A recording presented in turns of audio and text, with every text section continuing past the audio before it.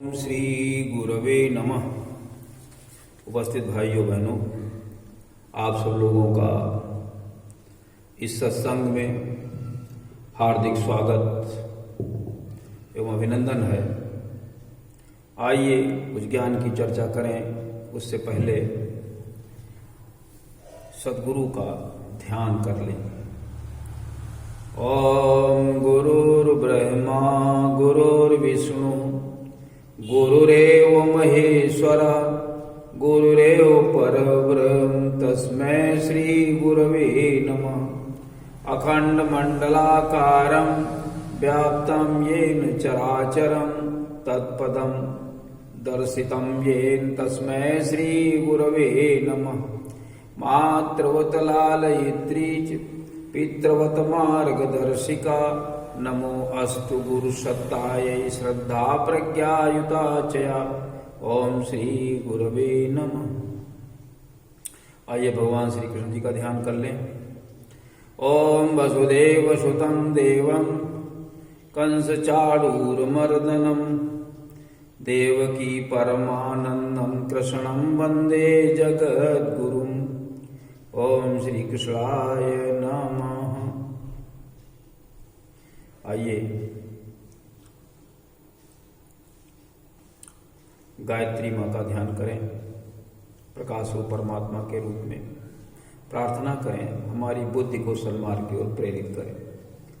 ओम भूर्भुवः स्वः तत्सवितुर्वरेण्यं भर्गो देवस्य धीमहि धियो यो नः प्रचोदयात्। बोले वेद माता गायत्री की जय। त्र्यंबकम भगवान का ध्यान करें, प्रार्थना करें कि सभी लोग स्वस्थ रहें और ये जो बीमारी लगी हुई है इससे मुक्ति मिले। ओम त्र्यंबकम यजामहे सुगंधिं पुष्टिवर्धनम् उर्वारुकमिव बंधनान् मृत्योर्मुक्षीयमामृतात्। बोले त्र्यंबकम भगवान की जय। उपस्थित भाइयों बहनों, पिछले दिन हम चर्चा कर रहे थे कि स्वयंवर में परशुराम जी आके उन्होंने जनक जी से पूछा कि ये भीड़ क्यों लगी हुई है। तो राजा ने बताया कि सीता जी का स्वयंवर था, उसमें धनुष पर प्रत्यंचा चढ़ाने की शर्त थी। प्रत्यंचा चढ़ाते समय धनुष टूट गया और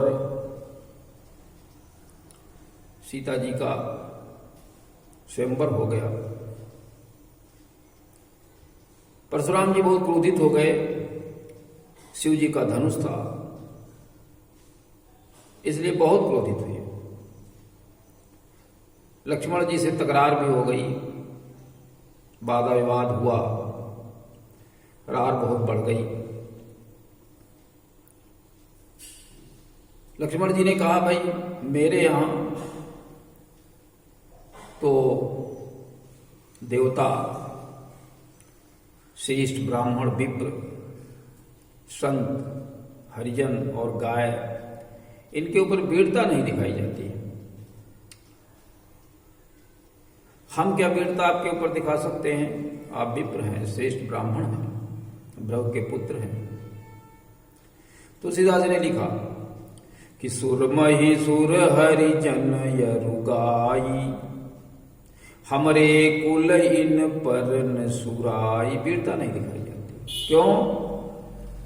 क्योंकि देवता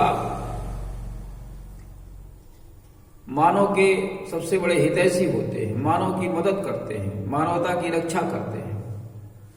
और भूमि के देवता भूमि पर रहते हुए देवताओं जैसा कार्य करते हैं। लोगों को ज्ञान देना, संध्योपासन कराना, यज्ञ कराना, वेद पढ़ाना, दान प्रक्रिया चलाकर लोक कल्याण की क्रियाएं करना, ये सब विप्रों के, श्रेष्ठ ब्राह्मणों के अधीन होता है, वही इसको करते हैं। जिसमें समाज के लोग स्वर्ग जैसा वातावरण का अनुभव करते हैं। स्वर्ग जैसा वातावरण बनाने के लिए ये 4 ही मुख्य घटक हैं: देवता, श्रेष्ठ ब्राह्मण, विप्र, संत और गाय। गाय के दूध से यज्ञ होता है। गाय का दूध अमृत कहा जाता है। बहुत से उसमें गुण होते हैं, अच्छे अच्छे गुण होते हैं, अमृत तुल्य होता है, बहुत सी बीमारियों को दूर करने वाला होता है। इसलिए ये 4 ऐसे घटक हैं जो इस सृष्टि के लिए, मानवता के लिए, मनुष्य के लिए सबसे अधिक हितकारी होते हैं। इसलिए हम लोग उनका बचाव पक्ष रखते हैं। आप विप्र भी हैं, भृगुपुत्र भी हैं, आप सम्मान करने योग्य हैं। विवाद ज्यादा जब बढ़ा तो भगवान राम ने लक्ष्मण जी को मना कर दिया और कहा चुप बैठिए। और उन्होंने परशुराम जी से कहा कि आप क्रोधित न हो, हमारा सर आपके आगे है, फरसा आपके हाथ में है। जैसे आपका क्रोध शांत हो वैसा आप कर लीजिए। हमारी आपकी बराबरी कैसे हो सकती है?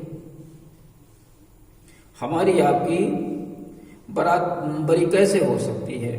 आप माथा हैं, मैं पैर हूं, हमारी आपकी बराबरी कैसे?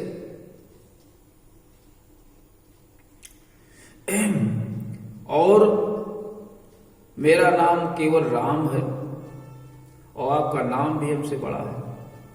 परशु आगे लगा हुआ है, परशुराम। मेरे पास केवल एक ही गुण है, धनुष। धनुष बाण के द्वारा समाज में गुणवत्ता लाना, समाज को गुणवान बनाना। जो उसमें राक्षसी वृत्तियां हैं, जो धर्म की स्थापना में अवरोध उत्पन्न कर रही हैं, उनका वध करना, उनको परास्त करना। मेरे पास केवल एक ही काम है और आपके पास 9 गुण परम पुनीत है। हम आपकी बराबरी कैसे कर सकते हैं? जो कुछ हमसे गलतियां हुई हैं उनको क्षमा करें आप हमसे बहुत बड़े हैं। तुलसीदास जी ने लिखा भी कि राम क्या कहते हैं? राम कहते हैं, हम ही तुम ही सरिबर कसे नाथा, और कहू न कहाँ चरण कहाँ माथा। मैं चरण हूं, आप मस्तक हैं। हमारी आपकी बराबरी कैसे हो सकती है? हम किसी माने में आपके समान नहीं है। राम मात्र लघु नाम हमारा, परशु सहित बड़ नाम तुहारा। आपका नाम परशु के साथ में लगा हुआ, परशुराम।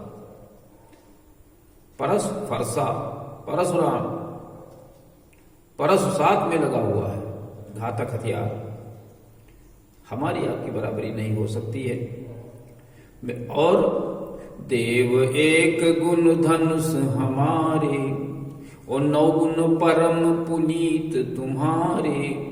और सब प्रकार हम तुम सनहारे, क्षमो बेप्रय अपराध हमारे। हमारे अपराध को क्षमा करिए। मेरे पास केवल एक ही गुण है, धनुष बाण, और आपके पास 9 गुण हैं। 9 गुण कौन कौन से हैं? आप वेदविद हैं, पुरुषार्थी हैं, परमार्थी हैं, शतोगुणी हैं, अपरिग्रही हैं, भूतवत्सल हैं, समदर्शी हैं और 9 गुणों से युक्त हैं। क्षमा आपके साथ में है। ये आपके अंदर बहुत सी अच्छाइयां हैं। 9 गुण है, हमारे पास केवल एक ही गुण है। इसलिए आप हमसे बहुत श्रेष्ठ हैं, 9 गुना श्रेष्ठ है। गीता में भी भगवान श्री कृष्ण जी 18वें अध्याय में कहते हैं विप्र के गुणों का बखान करते हैं, कहते 9 गुण हैं विप्र के, होने चाहिए, तभी वो सम्माननीय है। कौन कौन? समो दमस तपा शौचम क्षांति आजर मेवच ज्ञान विज्ञान मास्तिक्यम ब्रह्म कर्म स्वभावजम। ये ब्रह्म के गुण हैं, स्वाभाविक होते हैं 9 गुण। मन का समन, इंद्रियों का दमन, मसाला खाते हैं, भांग खाते हैं, शराब पीते हैं, ब्राह्मण नहीं, श्रेष्ठ ब्राह्मण नहीं हो, विप्र नहीं हो सकते ऐसी स्थिति में। क्षमा, आजर, सरलता, समो दमस तपा शौचम, अंदर भीतर से सफाई, शुचिता, आजर, सरलता, वेद का ज्ञान, विज्ञान, आस्तिकता, ब्रह्म कर्म स्वभावजम, ये ब्रह्म के स्वाभाविक कर्म होते हैं। इसलिए जिसके अंदर ये गुण होते हैं वो नमन करने बंधनीय हो जाता है। परंतु आजकल हमारे बहुत साथी ये चौपाई गलत पढ़ा करते हैं, पूजी विप्र सकल गुणहीना, कोई गुण न हो विप्र हो जाता है। कैसे संभव है? धर्मशास्त्र इसको नहीं अनुमति देता है। धर्मशास्त्र ये कहता है कि ज्ञानवान गुणवान पुरुषार्थी परम, जो जिसके अंदर ये गुण होते हैं वो विप्र होता है। श्रीमद् भागवत में भी लिखा गया है, ब्राह्मणा साधवा शांता निसंगा भूत वत्सला एकांत भक्ता श्वास निर्वैरा समदर्शिना। श्रीमद् भागवत के 12वें स्कंद के 10वें अध्याय का 20वां श्लोक है। इस प्रकार से विप्र की व्याख्या की गई है। और अगर कोई गुण नहीं होगा तो विप्र कैसे कहा जाएगा? इसीलिए आज समाज की दुर्गति है। जो हमारे ब्राह्मण लोग हैं वो यही सोचते हैं कि कोई गुण न हो, हम पूज्य हैं, हम जन्म से ब्राह्मण कुल में पैदा हुए इसलिए हम श्रेष्ठ हैं। जबकि अतिस्मृति कहती है जन्मना जायते शूद्रः संस्काराद् उच्यते वेद पाठी भवेद विप्रा ब्रह्म जानाति ब्राह्मणा। जब ब्रह्म को जानने लगता है तब वो ब्राह्मण की कोटि में आता है। इसलिए सभी लोगों को ज्ञानवान गुणवान बनने का प्रयास करना। प्रत्येक व्यक्ति विप्र की श्रेणी में आज आ सकता है। भगवान ने ऐसा नहीं कहा। भगवान ने ये कहा कि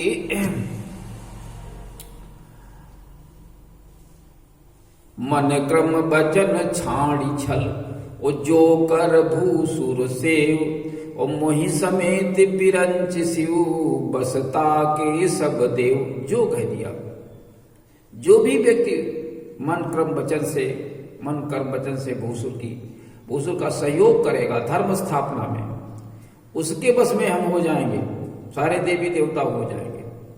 तो विप्र का अर्थ ये है कि जो धर्म की स्थापना में सतत लगा रहता है, भगवान का काम करता है, ऐसा व्यक्ति विप्र कहा जाता है।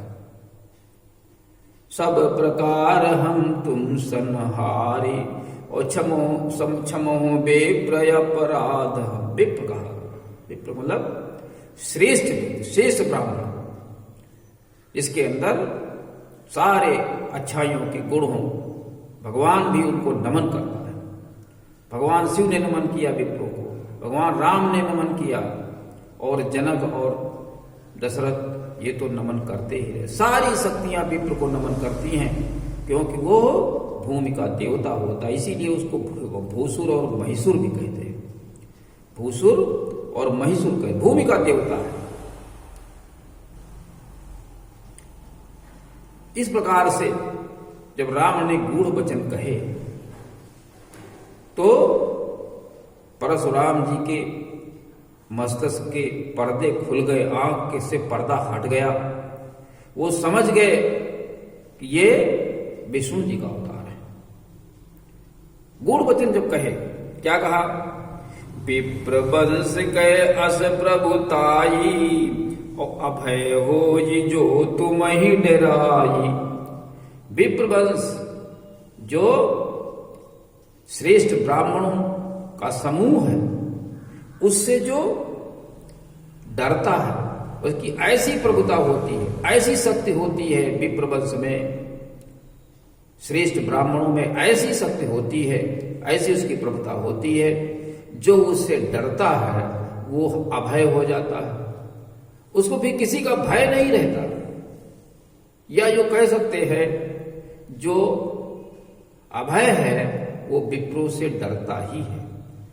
विप्रो से का सम्मान करके, विप्रो के अधीन रह करके मनुष्य किसी चीज से भी नहीं डरता है, मृत्यु से भी नहीं डरता है, क्योंकि विप्र बहुत ही क्षमतावान, बहुत ही शक्तिशाली, सारे देवी देवताओं को साथ में लिए हुए होता है। वो ब्रह्म का उपासक होता है, ब्रह्म का उपासक होता है, ब्रह्मकुल का सदस्य होता है। और जब ब्रह्मकुल का सदस्य होता है सारे देवी देवता उसके बस में होते हैं।